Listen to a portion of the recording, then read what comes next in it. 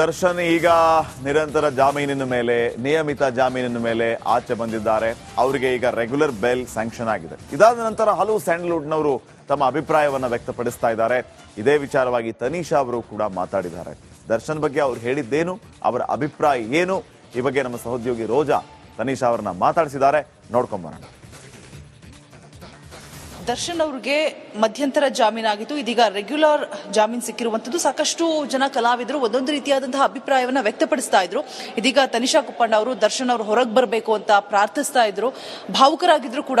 So ಅವ್ರನ್ನ ಮತ್ತೆ ಮಾತಾಡ್ಸೋಕೆ ಬಂದಿದ್ದೀನಿ. ಎಷ್ಟು ಖುಷಿ ಇದೆ, ಏನ್ ಹೇಳ್ತಾರೆ ಅವ್ರನ್ನೇ ಕೇಳ್ತಾ ಹೋಗ್ತೀನಿ. ಹಾಯ್ ತನಿಷಾ ಅವರೇ. ಹಲೋ. ಏನ್ ಅನ್ಸ್ತಾ ಇದೆ? ಬಿಕಾಸ್ ನೀವು ಕಣ್ಣಲ್ಲಿ ನೀರ್ ಹಾಕಿದ್ರಿ. ನಾನು ಈ ಹಿಂದೆ ಪ್ರಶ್ನೆ ಕೇಳಿದಾಗ ಅವರ ಒಂದು ಪರಿಸ್ಥಿತಿ ಬಗ್ಗೆ ಮಾತನಾಡಿದ್ವಿ. ಸೊ ಇವಾಗ ನನಗೆ ಅಯ್ಯೋ ಈಗಲೂ ತುಂಬಾ ಬೇಜಾರಾಗುತ್ತೆ. ಆ ಒಂದು ಸಿಚುವೇಶನ್ ನಾನು ನೆನ್ಸ್ಕೊಂಡ್ರೆ, ಅದ್ರ ಜೊತೆಗೆ ಅವ್ರಿಗೆ ಹುಷಾರಿರ್ಲಿಲ್ಲ, ಟ್ರೀಟ್ಮೆಂಟ್ ಇದನ್ನೆಲ್ಲ ನೆನ್ಸ್ಕೊಂಡ್ರೆ like I still feel bad for it. But ಎಲ್ಲರಿಗೂ ದರ್ಶನ್ ಸರ್ ಅವರ ಹಬ್ಬದ ಹಾರ್ದಿಕ ಶುಭಾಶಯಗಳು ಅಂತ ಹೇಳ್ಬೋದು. ಇದೇನಂತಂದ್ರೆ ಬಹಳಷ್ಟು ಜನ ಕ್ಲಾರಿಟಿ ಕೊಟ್ಟಿದ್ದಾರೆ. ಇದು ಏನಂತಾರೆ, ನಮ್ಮ ಒಂದು ಟ್ರೀಟ್ಮೆಂಟ್ಗೋಸ್ಕರ ಒಂದು ಜಾಮೀನು ಅಂತ ಮಾಡಿದ್ರು, ನಿರ್ದಿಷ್ಟ ಸಮಯ ಅಂತ ಇತ್ತು. ಈಗ ಫುಲ್ ಫ್ಲೆಜ್ಡ್ ಆಗಿ ಕೊಟ್ಟಿದ್ದಾರೆ. ಅಂದರೆ ಅವರ ಟ್ರೀಟ್ಮೆಂಟ್ ಇನ್ನೂ ಸುಗಮವಾಗಿ ಆಗುತ್ತೆ ಅನ್ನೋದೊಂದು ಮೊದಲನೆಯ ಖುಷಿ ಅಂತ ಹೇಳ್ಬೋದು. ಅವ್ರನ್ನ ನೋಡಬಹುದು, ಮಾತಾಡಿಸ್ಬೋದು, ಮತ್ತೆ ಅವರ ಸಿನಿಮಾಗಳನ್ನ ನೋಡ್ಬೋದು. ಅಂದರೆ ಇನ್ನು ಎಷ್ಟು ದಿನ ಕಾಯ್ಬೇಕಲ್ಲಪ್ಪ ಅನ್ನೋ ಒಂದು ಒಪಿನಿಯನ್ ಇತ್ತು. ಬಟ್ ಈಗ ಆ ಒಂದು ಸಿನಿಮಾ ಯಾವಾಗ ರಿಲೀಸ್ ಆಗುತ್ತೆ, ಅವ್ರನ್ನ ಯಾವಾಗ ನೋಡ್ಬೋದು, ಅವ್ರನ್ನ ಯಾವಾಗ ಮಾತಾಡಿಸ್ಬೋದು ಅನ್ನೋ ಒಂದು ಕಾತರ ಇರುತ್ತೆ. ಬಿಟ್ರೆ ಆ ವೇಟಿಂಗ್ ಪೀರಿಯಡ್ ಆಫ್ ಪೇಯ್ನ್ ಇದೆಯಲ್ವಾ, ಅದಿರಲ್ಲ. ಸೊ ಅದಕ್ಕೆ ನನಗೆ ಸಿಕ್ಕಾಪಟ್ಟೆ ಖುಷಿ ಇದೆ. ಯಾವತ್ತೂ ಒಬ್ರಿಗೋಸ್ಕರ ನಾನು ಇಷ್ಟೆಲ್ಲ ಪ್ರೇ ಮಾಡಿದ್ದಿಲ್ಲ. ಆಬ್ವಿಯಸ್ಲಿ ನಮ್ಮ ಫ್ಯಾಮಿಲಿ, ನಮ್ಮ ತಾಯಿ, ನಮ್ಮ ಓನ್ ಅನ್ನೋದೊಂದು ಬಿಟ್ರೆ ಹೊರಗಿನವ್ರಿಗೆ ನಾವು ಪ್ರೇ ಮಾಡೋದು ನಮಗೆ ತುಂಬ ಬೇಕಾದವ್ರಿಗೆ ಅಷ್ಟೇನೆ. ಅವರ ಪರಿಚಯ ಇಲ್ಲದೆ ಹೋದ್ರೂ, ಅವ್ರ ಜೊತೆಲಿ ವರ್ಕ್ ಮಾಡಿಲ್ಲ ಅಂದ್ರೂ, ಅವ್ರನ್ನ ನಾವು ದಿನನಿತ್ಯ ನೋಡಲಿಲ್ಲ ಅಂದ್ರೂ, ಈ ಒಂದು ಸಂದರ್ಭದಲ್ಲಿ ನಮ್ಗೆ ಎಷ್ಟು ಅವರು ಕ್ಲೋಸ್ ಆಗಿದ್ರು ಅಂತಂದ್ರೆ, ನಮ್ಮ ಮನೆಯಲ್ಲೇ ಯಾರಿಗೋ ತೊಂದರೆ ಆಗಿದೆ ಅನ್ನೋ ರೀತಿನಲ್ಲಿ ಪ್ರೇ ಮಾಡ್ತಾ ಇದ್ವಿ. ನಿಮ್ಮನ್ನ ನೋಡೋದಕ್ಕೆ, ಖುಷಿಯಾಗಿ ನೋಡೋದಕ್ಕೆ, ಆರೋಗ್ಯವಾಗಿ ನೋಡೋದಕ್ಕೆ ತುಂಬಾ ಆಸೆ ಪಡ್ತೀವಿ. ನಮಗೋಸ್ಕರ ನೀವು ಖುಷಿಯಾಗಿರಿ ಅಂತ ಹೇಳೋದಕ್ಕೆ ಇಷ್ಟಪಡ್ತೀನಿ Darshan sir. I really love you. Thank you so much Tanisha ಅವರೇ. ಇದಿಷ್ಟು ತನಿಷಾ ಅವರ ಮಾತಾಗಿತ್ತು ಅಂತ ಹೇಳ್ತಾ, ದರ್ಶನ್ ಅವರು ರೆಗ್ಯುಲರ್ ಬೇಲಿಂದ ಆಚೆ ಬಂದಿರೋದಕ್ಕೆ ಖುಷಿಯನ್ನ ವ್ಯಕ್ತಪಡಿಸ್ತಾ ಇದ್ದಾರೆ. ಕ್ಯಾಮರಾ ಪರ್ಸನ್ ಕಾಂತರಾಜು ಜೊತೆ ರೋಜಾ ಮನು ಪಾಟೀಲ್, ರಿಪಬ್ಲಿಕ್ ಕನ್ನಡ, ಬೆಂಗಳೂರು. ದರ್ಶನ್ ಈಗ ನಿರಂತರ ಜಾಮೀನಿನ ಮೇಲೆ, ನಿಯಮಿತ ಜಾಮೀನಿನ ಮೇಲೆ ಆಚೆ ಬಂದಿದ್ದಾರೆ. ಅವರಿಗೆ ಈಗ ರೆಗ್ಯುಲರ್ ಬೇಲ್ ಸ್ಯಾಂಕ್ಷನ್ ಆಗಿದೆ. ಇದಾದ ನಂತರ ಹಲವು ಸ್ಯಾಂಡಲ್ವುಡ್ನವರು ತಮ್ಮ ಅಭಿಪ್ರಾಯವನ್ನ ವ್ಯಕ್ತಪಡಿಸ್ತಾ ಇದ್ದಾರೆ. ಇದೇ ವಿಚಾರವಾಗಿ ತನಿಷಾ ಅವರು ಕೂಡ ಮಾತಾಡಿದ್ದಾರೆ. ದರ್ಶನ್ ಬಗ್ಗೆ ಅವ್ರು ಹೇಳಿದ್ದೇನು, ಅವರ ಅಭಿಪ್ರಾಯ ಏನು, ಈ ಬಗ್ಗೆ ನಮ್ಮ ಸಹೋದ್ಯೋಗಿ ರೋಜಾ ತನಿಷಾ ಅವರನ್ನ ಮಾತಾಡಿಸಿದ್ದಾರೆ. ನೋಡ್ಕೊಂಬರೋಣ. ದರ್ಶನ್ ಅವ್ರಿಗೆ ಮಧ್ಯಂತರ ಜಾಮೀನಾಗಿತ್ತು, ಇದೀಗ ರೆಗ್ಯುಲರ್ ಜಾಮೀನು ಸಿಕ್ಕಿರುವಂತದ್ದು. ಸಾಕಷ್ಟು ಜನ ಕಲಾವಿದರು ಒಂದೊಂದು ರೀತಿಯಾದಂತಹ ಅಭಿಪ್ರಾಯವನ್ನ ವ್ಯಕ್ತಪಡಿಸ್ತಾ ಇದ್ರು. ಇದೀಗ ತನಿಷಾ ಕುಪ್ಪಣ್ಣ ಅವರು ದರ್ಶನ್ ಅವರು ಹೊರಗೆ ಬರಬೇಕು ಅಂತ ಪ್ರಾರ್ಥಿಸ್ತಾ ಇದ್ರು, ಭಾವುಕರಾಗಿದ್ರು ಕೂಡ. ಸೊ ಅವ್ರನ್ನ ಮತ್ತೆ ಮಾತಾಡ್ಸೋಕೆ ಬಂದಿದ್ದೀನಿ. ಎಷ್ಟು ಖುಷಿ ಇದೆ, ಏನ್ ಹೇಳ್ತಾರೆ ಅವ್ರನ್ನೇ ಕೇಳ್ತಾ ಹೋಗ್ತೀನಿ. ಹಾಯ್ ತನಿಷಾ ಅವರೇ. ಹಲೋ. ಏನ್ ಅನ್ಸ್ತಾ ಇದೆ? ಬಿಕಾಸ್ ನೀವು ಕಣ್ಣಲ್ಲಿ ನೀರ್ ಹಾಕಿದ್ರಿ. ನಾನು ಈ ಹಿಂದೆ ಪ್ರಶ್ನೆ ಕೇಳಿದಾಗ ಅವರ ಒಂದು ಪರಿಸ್ಥಿತಿ ಬಗ್ಗೆ ಮಾತನಾಡಿದ್ವಿ. ಸೊ ಇವಾಗ ನನಗೆ ಅಯ್ಯೋ ಈಗಲೂ ತುಂಬಾ ಬೇಜಾರಾಗುತ್ತೆ. ಆ ಒಂದು ಸಿಚುವೇಶನ್ ನಾನು ನೆನ್ಸ್ಕೊಂಡ್ರೆ, ಅದ್ರ ಜೊತೆಗೆ ಅವ್ರಿಗೆ ಹುಷಾರಿರ್ಲಿಲ್ಲ, ಟ್ರೀಟ್ಮೆಂಟ್ ಇದನ್ನೆಲ್ಲ ನೆನ್ಸ್ಕೊಂಡ್ರೆ like I still feel bad for it.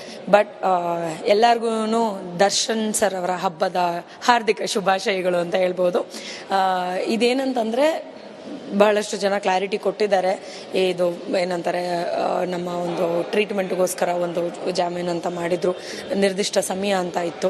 ಈಗ ಫುಲ್ ಫ್ಲೆಜ್ಡ್ ಆಗಿ ಕೊಟ್ಟಿದ್ದಾರೆ. ಅಂದರೆ ಅವರ ಟ್ರೀಟ್ಮೆಂಟ್ ಇನ್ನೂ ಸುಗಮವಾಗಿ ಆಗುತ್ತೆ ಅನ್ನೋದೊಂದು ಮೊದಲನೆಯ ಖುಷಿ ಅಂತ ಹೇಳ್ಬೋದು. ಅವ್ರನ್ನ ನೋಡಬಹುದು, ಮಾತಾಡಿಸ್ಬೋದು, ಮತ್ತೆ ಅವರ ಸಿನಿಮಾಗಳನ್ನ ನೋಡ್ಬೋದು. ಅಂದರೆ ಇನ್ನು ಎಷ್ಟು ದಿನ ಕಾಯ್ಬೇಕಲ್ಲಪ್ಪ ಅನ್ನೋ ಒಂದು ಒಪಿನಿಯನ್ ಇತ್ತು. ಬಟ್ ಈಗ ಆ ಒಂದು ಸಿನಿಮಾ ಯಾವಾಗ ರಿಲೀಸ್ ಆಗುತ್ತೆ, ಅವ್ರನ್ನ ಯಾವಾಗ ನೋಡ್ಬೋದು, ಅವ್ರನ್ನ ಯಾವಾಗ ಮಾತಾಡಿಸ್ಬೋದು ಅನ್ನೋ ಒಂದು ಕಾತರ ಇರುತ್ತೆ. ಬಿಟ್ರೆ ಆ ವೇಟಿಂಗ್ ಪೀರಿಯಡ್ ಆಫ್ ಪೇಯ್ನ್ ಇದೆಯಲ್ವಾ, ಅದಿರಲ್ಲ. ಸೊ ಅದಕ್ಕೆ ನನಗೆ ಸಿಕ್ಕಾಪಟ್ಟೆ ಖುಷಿ ಇದೆ. ಯಾವತ್ತೂ ಒಬ್ರಿಗೋಸ್ಕರ ನಾನು ಇಷ್ಟೆಲ್ಲ ಪ್ರೇ ಮಾಡಿದ್ದಿಲ್ಲ. ಆಬ್ವಿಯಸ್ಲಿ ನಮ್ಮ ಫ್ಯಾಮಿಲಿ, ನಮ್ಮ ತಾಯಿ, ನಮ್ಮ ಓನ್ ಅನ್ನೋದೊಂದು ಬಿಟ್ರೆ ಹೊರಗಿನವ್ರಿಗೆ ನಾವು ಪ್ರೇ ಮಾಡೋದು ನಮಗೆ ತುಂಬ ಬೇಕಾದವ್ರಿಗೆ ಅಷ್ಟೇನೆ. ಅವರ ಪರಿಚಯ ಇಲ್ಲದೆ ಹೋದ್ರೂ, ಅವ್ರ ಜೊತೆಲಿ ವರ್ಕ್ ಮಾಡಿಲ್ಲ ಅಂದ್ರೂ, ಅವ್ರನ್ನ ನಾವು ದಿನನಿತ್ಯ ನೋಡಲಿಲ್ಲ ಅಂದ್ರೂ, ಈ ಒಂದು ಸಂದರ್ಭದಲ್ಲಿ ನಮ್ಗೆ ಎಷ್ಟು ಅವರು ಕ್ಲೋಸ್ ಆಗಿದ್ರು ಅಂತಂದ್ರೆ ನಮ್ಮ ಮನೆಯಲ್ಲೇ ಯಾರಿಗೋ ತೊಂದರೆ ಆಗಿದೆ ಅನ್ನೋ ರೀತಿನಲ್ಲಿ ಪ್ರೇ ಮಾಡ್ತಾ ಇದ್ವಿ. ನಿಮ್ಮನ್ನ ನೋಡೋದಕ್ಕೆ ಖುಷಿಯಾಗಿ ನೋಡೋದಕ್ಕೆ ಆರೋಗ್ಯವಾಗಿ ನೋಡೋದಕ್ಕೆ ತುಂಬಾ ಆಸೆ ಪಡ್ತೀವಿ. ನಮಗೋಸ್ಕರ ನೀವು ಖುಷಿಯಾಗಿರಿ ಅಂತ ಹೇಳೋದಕ್ಕೆ ಇಷ್ಟಪಡ್ತೀನಿ Darshan sir. I really love you. Thank you so much Tanisha ಅವರೇ. ಇದಿಷ್ಟು ತನಿಷಾ ಅವರ ಮಾತಾಗಿತ್ತು ಅಂತ ಹೇಳ್ತಾ ದರ್ಶನ್ ಅವರು ರೆಗ್ಯುಲರ್ ಬೇಲಿಂದ ಆಚೆ ಬಂದಿರೋದಕ್ಕೆ ಖುಷಿಯನ್ನ ವ್ಯಕ್ತಪಡಿಸ್ತಾ ಇದ್ದಾರೆ. ಕ್ಯಾಮರಾ ಪರ್ಸನ್ ಕಾಂತರಾಜು ಜೊತೆ ರೋಜಾ ಮನು ಪಾಟೀಲ್, ರಿಪಬ್ಲಿಕ್ ಕನ್ನಡ, ಬೆಂಗಳೂರು.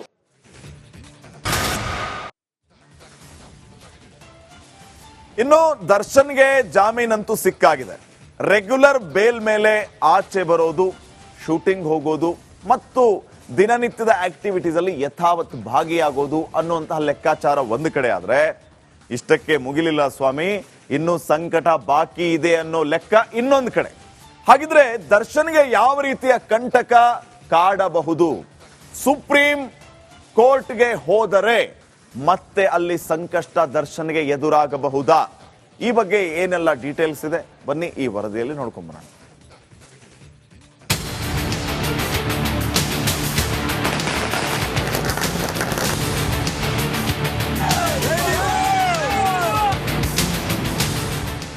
ದರ್ಶನ್ ರೇಣುಕಸ್ವಾಮಿ ಕೊಲೆ ಕೇಸ್ನ A2 ಆರೋಪಿ ಬೇಲ್ ಪಡೆದು ಆಸ್ಪತ್ರೆಯಲ್ಲಿ ಚಿಕಿತ್ಸೆ ಪಡೆಯುತ್ತಾ ಜಾಲಿಯಾಗಿದ್ದಾರೆ. ಆದರೆ ಇದರ ನಡುವೆ ಚಕ್ರವರ್ತಿಗೆ ಮತ್ತೊಂದು ಸಂಕಷ್ಟ ಎದುರಾಗಿದೆ. ಜಾಮೀನು ಸಂಬಂಧ ಸುಪ್ರೀಂನಲ್ಲಿ ಹೋರಾಡುವುದಕ್ಕೆ ಪೊಲೀಸರು ಸಿದ್ಧತೆ ಮಾಡಿಕೊಂಡಿದ್ದಾರೆ. ಬೇಲ್ ಸಿಕ್ಕಿದ್ರು ದರ್ಶನ್ಗೆ ಸುಪ್ರೀಂ ಸಂಕಷ್ಟ. ಮೇಲ್ಮನವಿ ಬಗ್ಗೆ ಗೃಹ ಇಲಾಖೆಗೆ ಕಾಕಿ ಹೇಳಿದ್ದೇನು? ಹೌದು, ದರ್ಶನ್ಗೆ ಬೇಲ್ ಸಿಕ್ಕರು ಸುಪ್ರೀಂ ಸಂಕಷ್ಟ ಮಾತ್ರ ತಪ್ಪಿಲ್ಲ. ಸುಪ್ರೀಂ ಕೋರ್ಟ್ಗೆ ಮೇಲ್ಮನವಿ ಯಾಕೆ ಸಲ್ಲಿಸಬೇಕು ಅಂತ ಗೃಹ ಇಲಾಖೆಗೆ ಪೊಲೀಸರು ಮನವರಿಕೆ ಮಾಡೋದಕ್ಕೆ ನಿರ್ಧಾರ ಮಾಡಿದ್ದಾರೆ.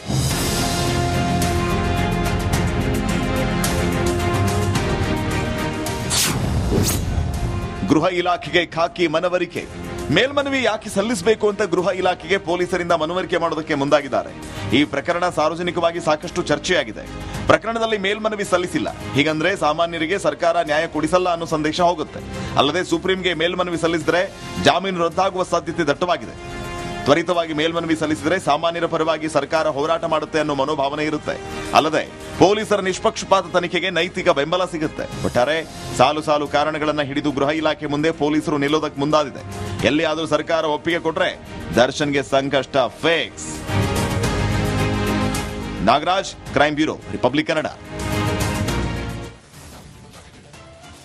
ದರ್ಶನ್ಗೆ ರೆಗ್ಯುಲರ್ ಬೇಲ್ ಸಿಕ್ಕಿದ್ದು ದರ್ಶನ್ ಅಭಿಮಾನಿಗಳಿಗಂತೂ ಹಬ್ಬದ ವಾತಾವರಣ ನಿರ್ಮಾಣ ಆಗ್ಬಿಟ್ಟಿದೆ. ನಮ್ ಬಾಸ್ಗೆ ಜಾಮೀನ್ ಸಿಕ್ತು, BGS ಆಸ್ಪತ್ರೆಯಿಂದ ಇನ್ನೇನು ಮನೆಗೆ ಬಂದೇ ಬಿಡ್ತಾರೆ ಅಂತ ಹೇಳಿ ತೂಗುದೀಪ ನಿಲಯಕ್ಕೆ ಹೋಗಿದ್ದಾರೆ. ತೂಗುದೀಪ ಮನೆಗೆ ಹಾರ ಹಾಕಿದ್ದಾರೆ, ಪೂಜೆ ಮಾಡಿದ್ದಾರೆ, ಈಡ್ಗಾಯಿ ಹೊಡೆದಿದ್ದಾರೆ, ದೃಷ್ಟಿ ತೆಗೆದಿದ್ದಾರೆ. ಒಂದ ಎರಡ ಅಭಿಮಾನಿಗಳ ಸಂತಸ ಯಾವ ರೀತಿ ಇದೆ ಬನ್ನಿ ವರದಿಯನ್ನು ನೋಡ್ಕೊಂಡ್ ಬರೋಣ.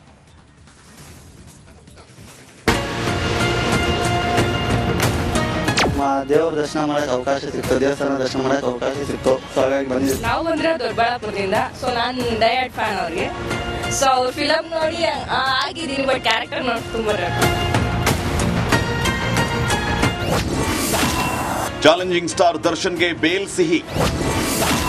ತೂಗುದೀಪ ಮನೆ ಮುಂದೆ ಅಭಿಮಾನಿಗಳ ಪೂಜೆ. ತೂಗುದೀಪ ನಿಲಯಕ್ಕೆ ಅಭಿಮಾನಿಗಳ ಪೂಜೆ. ವಿಘ್ನ ನಿವಾರಕನಿಗೆ ಗಂಧದ ಕಡ್ಡಿ ಬೆಳಗಿದ ದಚ್ಚು ಅಭಿಮಾನಿಗಳು, ಈಡ್ಗಾಯಿ ಹೊಡೆದು ಅಭಿಮಾನ. ಚಾಲೆಂಜಿಂಗ್ ಸ್ಟಾರ್ ದರ್ಶನ್ ನೋಡೋದಕ್ಕೆ ಬಂದ ವಿಶೇಷ ಚೇತನ ಯುವಕ. ರೇಣುಕಸ್ವಾಮಿ ಕೊಲೆ ಆರೋಪಿ ಚಾಲೆಂಜಿಂಗ್ ಸ್ಟಾರ್ ದರ್ಶನ್ ಜಾಮೀನು ಸಿಕ್ಕ ಖುಷಿಯಲ್ಲಿದ್ದಾರೆ. ಅಭಿಮಾನಿಗಳಂತೂ ಸಂತೋಷದ ಕಡಲಲ್ಲಿ ತೇಲುತ್ತಿದ್ದಾರೆ. ನಟನಿಗೆ ಬೇಲ್ ಸಿಹಿ ಸಿಕ್ಕಿದ್ದೇ ತಡ ಫ್ಯಾನ್ಸ್ ತೂಗುದೀಪ ನಿಲಯದತ್ತ ದಾಂಗುಡಿ ಇಡುತ್ತಿದ್ದಾರೆ. RR ನಗರದ ದರ್ಶನ್ ಮನೆ ಬಳಿ ಜಮಾಯಿಸಿ ತೂಗುದೀಪ ನಿಲಯಕ್ಕೆ ಪೂಜೆಯನ್ನ ಸಲ್ಲಿಸಿ ಖುಷಿ ಹಂಚಿಕೊಳ್ತಾ ಇದ್ದಾರೆ. ತುಂಬಾ ಖುಷಿ ಆಗ್ತೈತೆ. ಬೇಲ್ ಸಿಗುತ್ತೆ ಅಂತ ಗೊತ್ತಿತ್ತು, ಬಟ್ ಸಿಕ್ಕಿರೋ ತುಂಬಾ ಖುಷಿ ಆಗ್ತದೆ. ಫಸ್ಟ್ ಟೈಮ್ ಎಲ್ಲ ಗುಣಗಳು ಇಷ್ಟ. ಫಸ್ಟ್ ಅವರು ಸ್ಟ್ರೈಟ್ ಫಾರ್ವರ್ಡ್, ಯಾರಿಗೂ ಬಕೆಟ್ ಹಿಡಿಯಲ್ಲ, ಯಾವ ಹೀರೋ ತರನು ಬಕೆಟ್ ಹಿಡಿಯಲ್ಲ. ಸೊ ಇದ್ದಿದ್ದಂಗೆ ಹೇಳ್ತಾರೆ, ಅದಕ್ಕೆ ಇಷ್ಟ. ತೂಗುದೀಪ ನಿಲಯದ ಮುಂದೆ ಅಭಿಮಾನಿಗಳು ಸೆಲ್ಫಿ ಕ್ಲಿಕ್ಕಿಸಿಕೊಳ್ತಾ ಇದ್ದಾರೆ, ಫೋಟೋಗೆ ಪೋಸ್ ಕೊಡ್ತಿದ್ದಾರೆ. ದರ್ಶನ ಕಾಣಲು ವಿಶೇಷ ಚೇತನ ಅಭಿಮಾನಿಯೊಬ್ಬರು ತುದಿಗಾಲಲ್ಲಿ ನಿಂತಿದ್ದಾರೆ. ದರ್ಶನ್ಗೆ ಬೇಲ್ ಸಿಕ್ಕಿರೋದು ಅಭಿಮಾನಿಗಳಲ್ಲಿ ಪುಳಕ ಉಂಟು ಮಾಡಿರೋದಂತೂ ನಿಜ. Deepti Tolpadi, metro bureau, Republic Kannada.